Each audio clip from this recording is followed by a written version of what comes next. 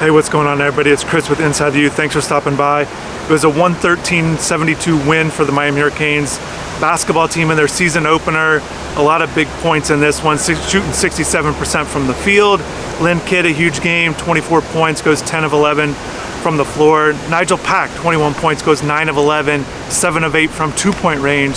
So just overall, a lot of offensive performances to be excited about. A lot of newcomers in action, which was great to see. You know, my overall takeaways with this game was, yes, it was a lot of points, most in 37 years for the Hurricanes.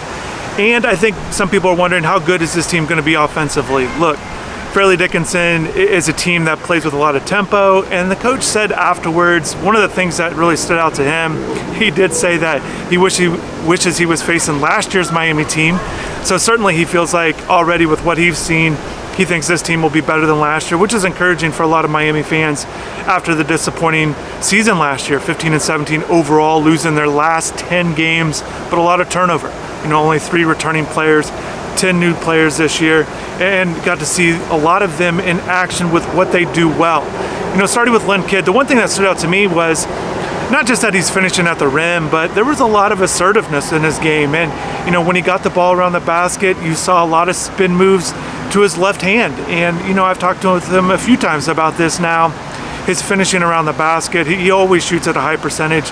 You're not expecting him to go 10 for 11 each game, but it is more than expected for him to shoot the ball well, you know, to have good efficiency numbers.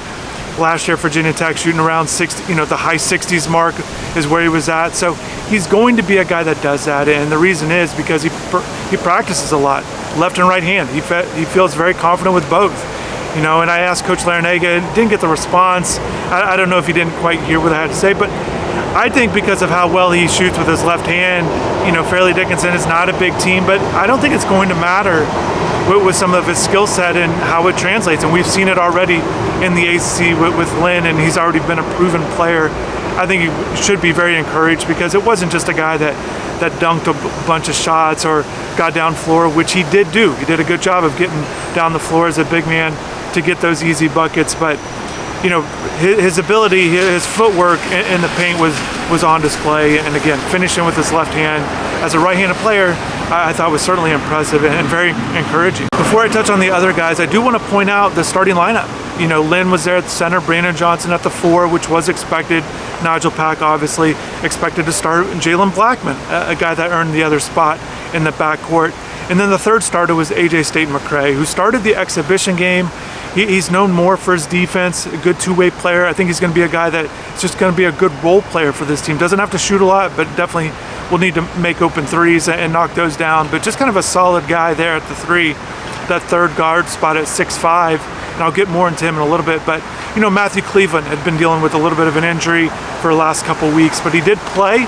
You know, I was out there for really early for pregame warm-ups, and I was like watching a guy's routine. This happens before the full team gets out there and they go through their full team stretching. Each player has their own routine they like to go through, and Matt's one of the guys that is out there at the very beginning. So I was able to catch him and watch him go through some shooting drills. I thought he looked good.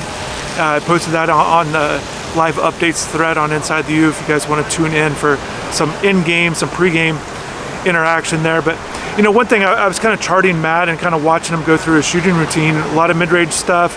And then when he went out and for the mid-range stuff, it's at each spot. You make 10s at a spot and you move on. And he had some really efficient numbers there when I was tallying it up. And then when he was going to three-point land, the manager there, they wanted him to make 5 in a row. So it kind of reset and didn't quite tally every single make and miss until I understood exactly what they were trying to do.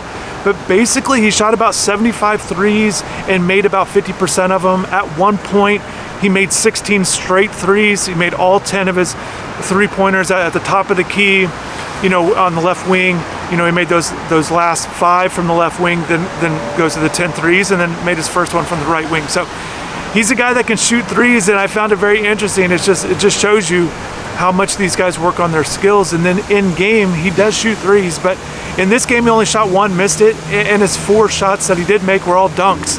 So, you know, just because he didn't shoot a high volume of threes in the game doesn't mean he's not working on it. All these guys do this, and, you know, it's just fun to kind of watch him go through that, tally it up, and then see how it worked in the game. But I thought it was good. I think Matt needs to get to that, in terms of get to some easy buckets. Not to say that dunks aren't easy, but with his athleticism, his ability in transition, he had a nice, really good one-handed dunk on a nice pass from AJ in transition, and Matt dunked it on a guy and got the foul in that three-point play there. So Matt's a guy I think can do that a little bit more, and I think he's going to be able to have opportunities with the other players on this team to get some of these lower difficulty, I should say.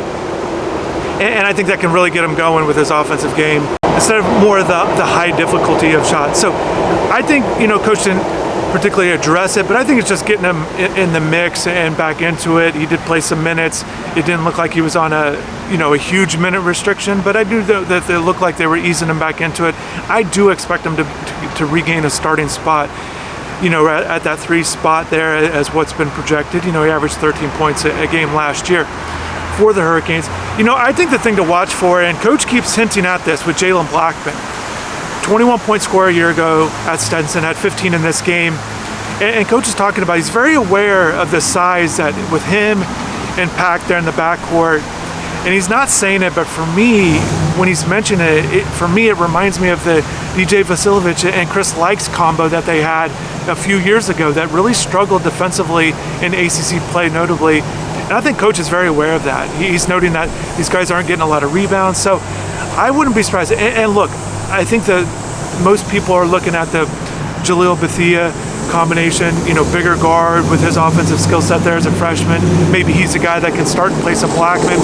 But I still think AJ, and Coach hasn't mentioned this, but I think AJ with his size, I think maybe he's the one to watch for as a bigger guard that can defend, doesn't have to shoot a lot, and he can still have the 4 offensive players around him. So I think that's maybe the position to watch for with Blackman there at the 2. And I think it'll just depend on matchups, but that's a lineup that I'm very curious to see. Again, Cleveland, Johnson, Kidd there, kind of that front court with Cleveland, and then obviously with Pack there. But that's just something to watch for. I think lineup combinations is certainly a big thing to watch for this month in particular. And with this month, Miami's got 7 games. They're going to go to 3 games here at home. They should win all 3 of those. And then they got the Charleston Classic. Obviously, whenever you go to an in-season tournament, you want to win it. But certainly coming out of it with a 2-1 record, you can view as a positive. And Miami should be able to win that last one in November. So I think if you're looking at his goal, certainly 7-0 is the goal for this team. I think they'd feel really good about their performance in November with a tough December coming up with those tough games against Arkansas, Tennessee, and getting going against Clemson with that brief ACC game there. So I think 7-0 is good, and I think 6-1, I think they, depending on how that would look, they could feel good about that. So getting more into this game, I think one thing I didn't mention was the freshmen off the bench. It was fun seeing them in action. You got a good look at Divine Ugochukwu, and he's a guy, a point guard that they added late in the class, not a highly regarded guy. They're out of Texas, and he was a guy that I've seen just from when I saw him in the summer.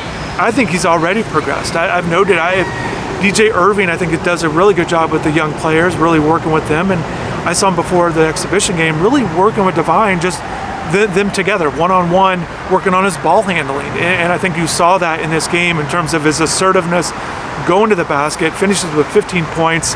He's a guy that they possibly considered redshirting.